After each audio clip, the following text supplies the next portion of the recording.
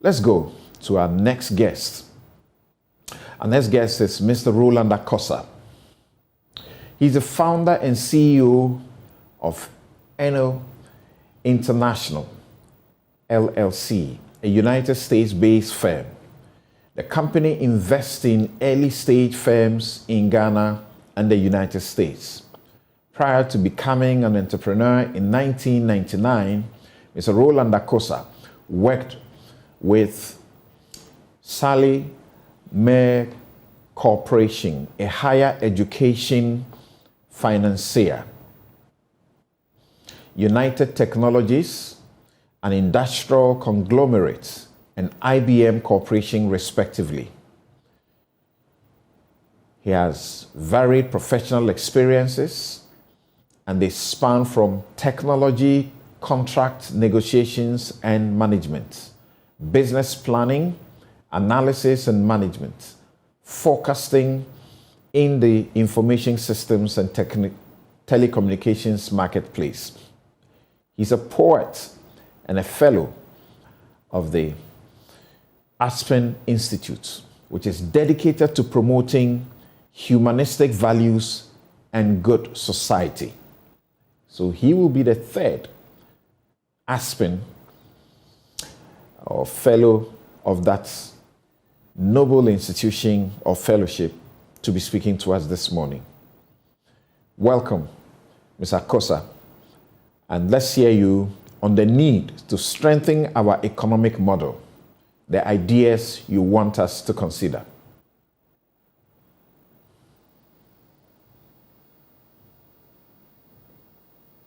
Thank you, and a Happy New Year to all our colleagues in Ghana. I happen to be in the state of Virginia with my family for the holiday season. I am an entrepreneur, and by default, I'm very optimistic in spite of the challenges that we face in Ghana, because Ghana has gone through the challenges that we currently have before. There used to be a time that we were under colonial rule, and we have very few people who were well educated enough to rise up to the colonial establishment. Our people triumphed in their effort at recovering our freedoms for us. It has been a long journey filled with expectations, some achievements and letdowns. However, we haven't done as badly as perhaps our current situation may make us feel. And therein lies my optimism for the future.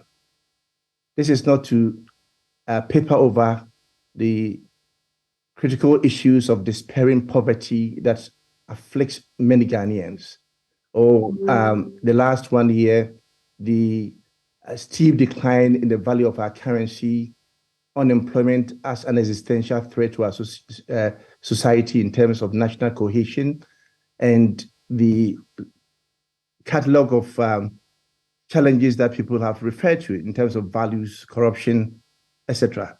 There's no need to repeat them here.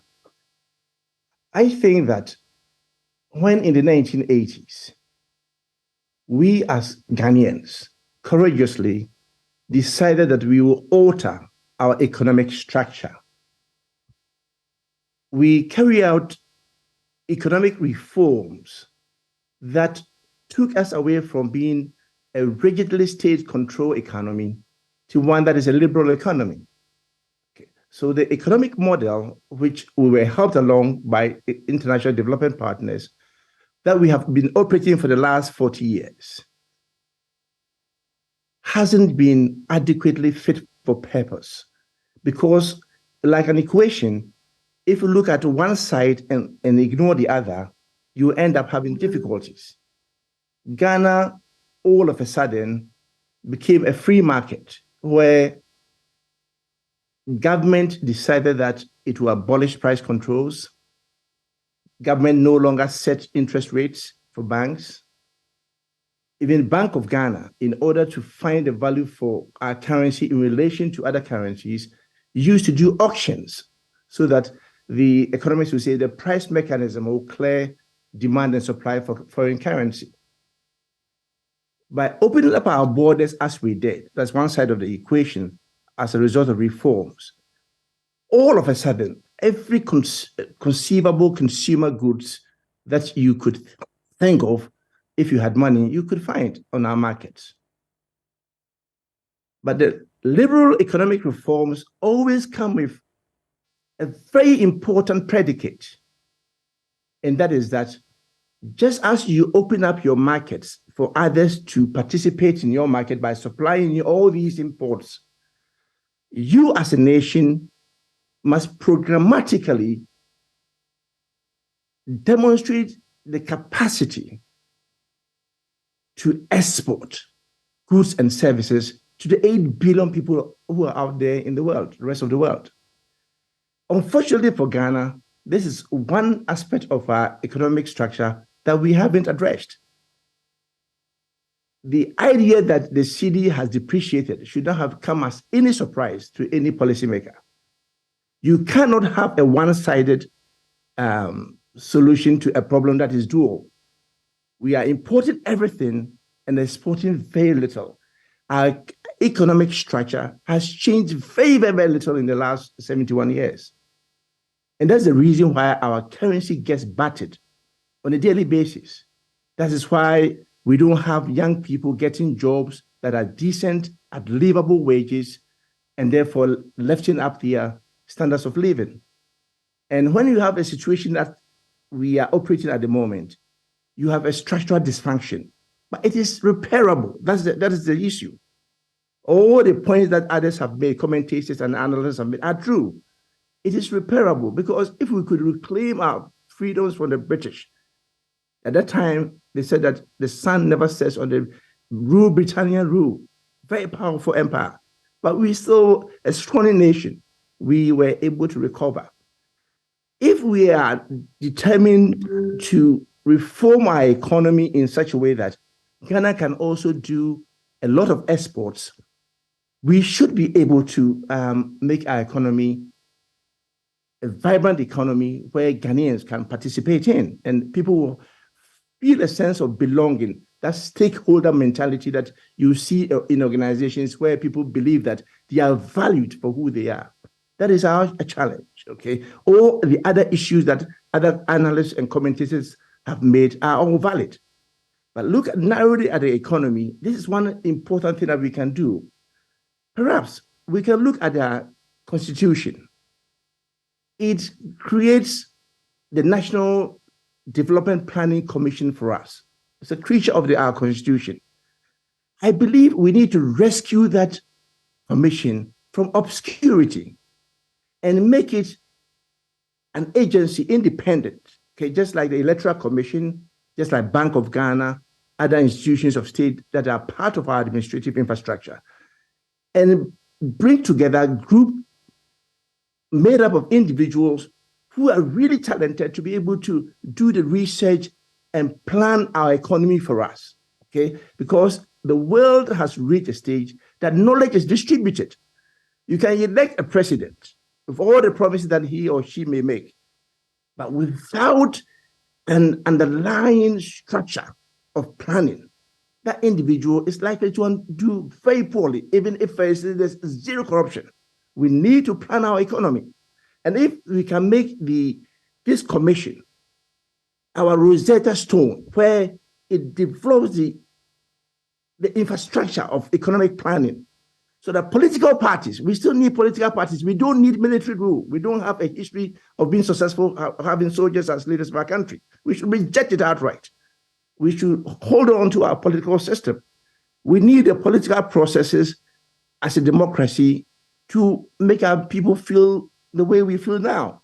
But the economic aspects of our development is what we must address critically, okay? And if the National Development Planning Commission were allowed to do its work properly, then political parties, instead of coming with a mishmash of ideas, calling it manifesto, knowing very well that in 4 years, no matter how good you are, you do not have enough resources to implement a lot of these well-intentioned projects. The National Planning Development Commission could give options, a catalog of options where political parties, based upon their orientation, could pick and choose from. It becomes measurable because it is being done professionally.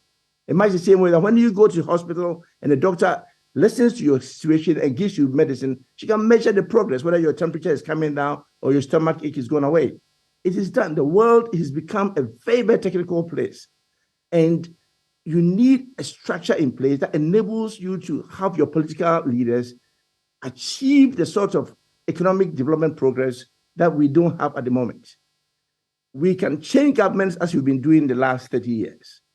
Insofar as there's no structure, especially the economic model we are implementing at the moment, there's nothing wrong with the model per se, technically, unless you ignore one portion of it, which we have for over 30 years.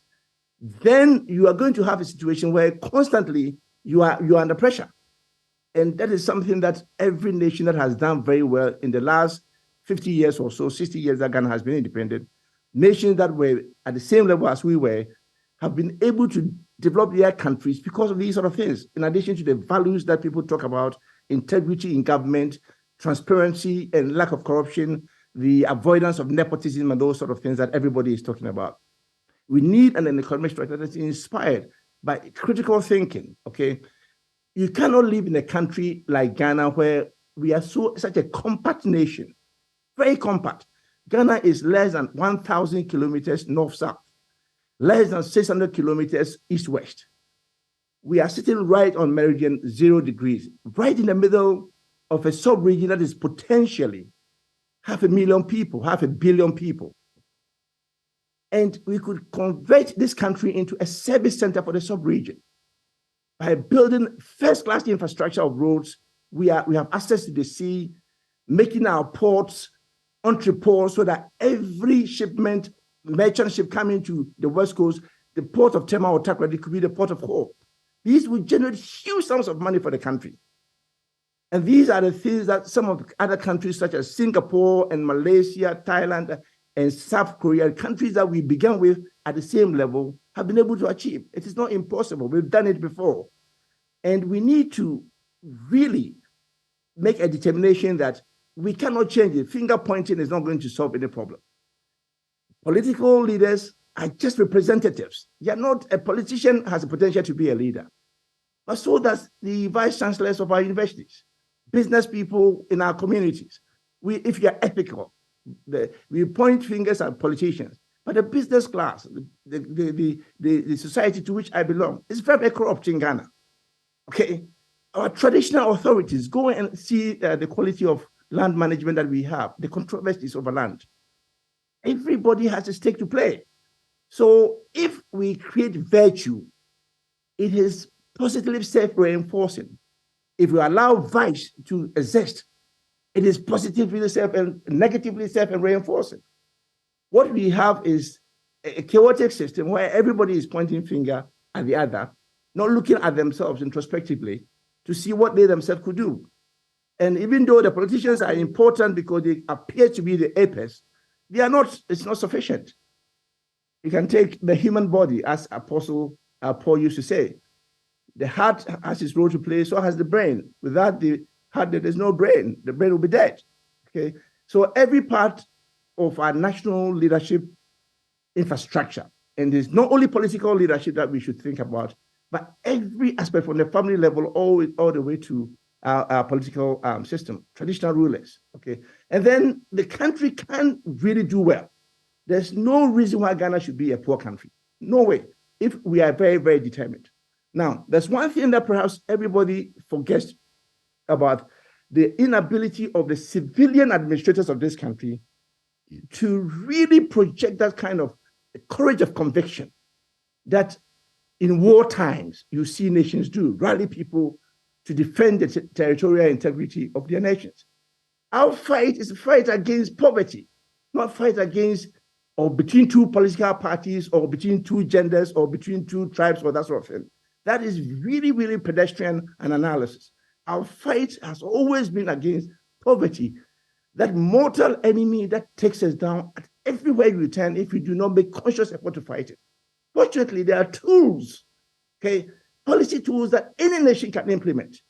Now, the problem we have had the courage that we had in the 1980s to do the structural reforms that we did, we were able to do that because it was under military rule.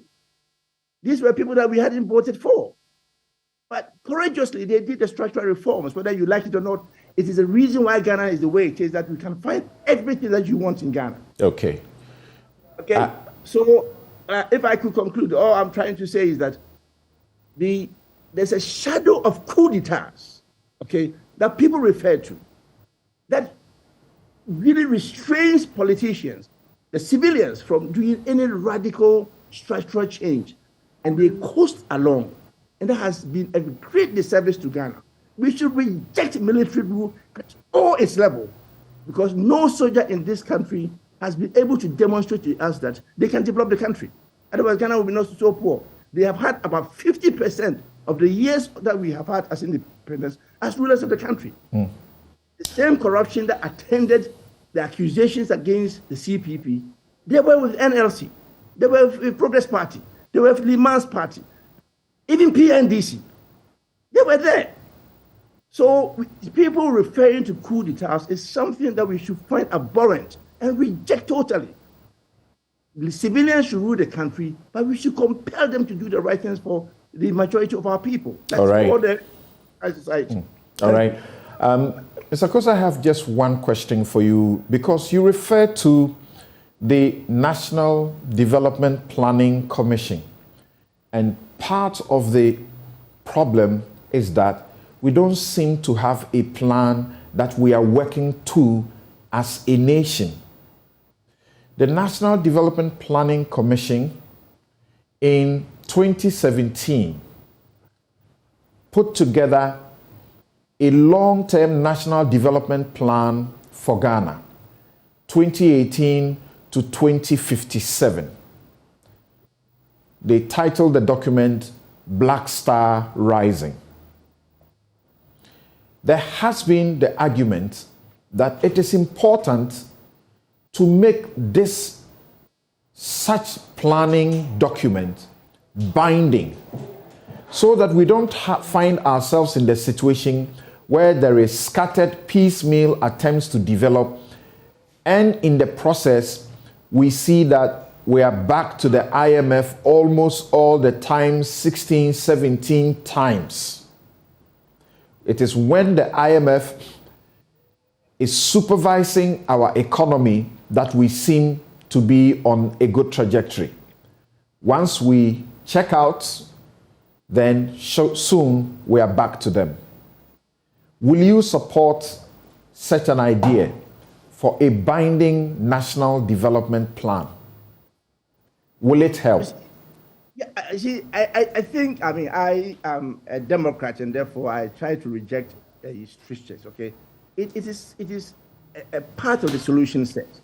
A National Planning Development Commission that is independent, that's research, it is depoliticized that way, so that a political party can say, okay, if I look at the catalog of national projects that I could do as a political party in 4 years, these are the things that I like, because I'm oriented toward perhaps more social spending as opposed to, say, spending in other aspects of the economy. That is fine. It should serve as a guide, but we should project it. It should be reformatted so that it has the same status, something like in the US, they have the reserve system, like Bank of Ghana. It's very independent. The president appoints it. It has a group of people, but these are very, very technically competent people. And they make the decisions. Well, we can choose to make them binding, but you still want the political authority, because the people have voted for the individuals to be the ones who drive the agenda for a nation. That's what democracy is meant. But it serves as a very useful guide so that we can measure. Instead of you and I sitting down and coming up with a long list of mishmash of ideas, we call it manifesto, at least people can measure that. If you look at national development planning projects, these are the conceivable outcomes that you can have, as opposed to people coming there. The political parties, let us be honest, okay? They are not well funded. That's why there's so much patronage. There's very little research. They get power, and within 48 months, they have to try to deliver sort of things. So they do all kinds of stuff as if we can coast along and success will come. But if you have a plan that you can pick from, and you are very, very systematic, very thorough about it, then you are more likely to enhance your chances of success. So I'll agree, but I'll be very careful not to make it strictures, okay, too much restrictive. It provides an option for our political system to derive some value for us because we don't have the resources. The president, for example, introduced free SHS. A brilliant idea. But is free SHS based upon a boarding school system a very sustainable proposition? I would say no. But they did it for political expediency. You see, a National Development Planning Commission would have done through several iterations and given you options. If you do option A, these are the consequences. If you do option B, it makes the development process more intelligent. Imagine saying that when you go to the hospital, you expect the doctor to listen to you very carefully, look at your symptoms, and give you solutions. Economics is the same thing. Economics has come a very long way since the time of Alfred Marshall, okay? And people don't just do things haphazardly. A poor country just don't have the luxury. We just don't have the luxury to do the way we are doing things. And then if you add up all the corruption and that sort of thing on top of it, the values that we have lost and that sort of, then it makes it a very, very chaotic situation. But it is salvageable. That's the beauty about it all. It was Apostle Paul who became Saul of Tarsus, who became Paul of the New Testament. Okay, we should have this epiphany. The fact that we can have this conversation, it's very good enough for our country. And people of goodwill, not only politicians. It's a mistake to think that a politician is a leader. No, it is not. In a modern society, please. Let us think. Everybody, you are there as a media person. You are leaders of the society. Being a citizen, you are a primary leader of your nation. A politician is a subordinate. He's supposed to serve society, citizenship. Okay? And we give too much credit to the political class, and that is part of our problem. And I think we reconfigure our thinking away from the structure that we had. Okay. Thank you so very much, Mr. Roland Dakosa, for sacrificing your time to join us and to share with us on the Change Speaker series. And very important issue he speaks to, and the need for us to be able to work towards a plan. We must get to a point when one government will not spend a whopping 160 million United States dollars to put up what it called affordable housing at Seglime. And they remain sitting there and now are getting rotten. And we have to pump an extra 114 million United States dollars to complete. We can't find that money, and we have new of such projects going on. And as we speak, a unit of that building will cost the citizen about $205,000 US. How affordable is that? What plan are we working to?